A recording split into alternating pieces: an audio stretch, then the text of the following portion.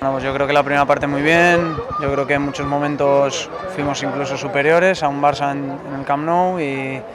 bueno, controlando el partido desde atrás, salvo los últimos 10 minutos de la primera parte que tuvo Messi un par de ocasiones, pues estaba controlado el partido hasta que se vino pues bueno, un poco la debacle de esos minutos con la lesión de Albelda, el gol y la expulsión de Maduro, que ya el equipo se vino abajo totalmente, pero bueno, pienso que es un campo complicado y seguramente pues durante esos 60-65 minutos fuimos el equipo de los que más difícil se lo puso a Barça. Fue un momento clave, ¿no? En este caso, como te he dicho, primero la lesión de Albelda, luego el gol de Messi, la expulsión de Maduro, no sé, vino un poco todo muy rápido y pues,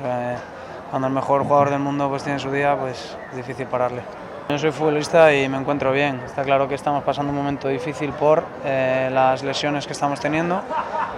y también pues llevamos 6 partidos seguidos jugando con uno menos. Pero bueno, yo creo que la preparación física es buena, no se puede poner ningún pero a ello y esperar que no tengamos tan mala suerte con las lesiones y con las sanciones sobre todo. Hacer un gol nunca es fácil en cualquier categoría y más en un escenario, en un Barça-Valencia,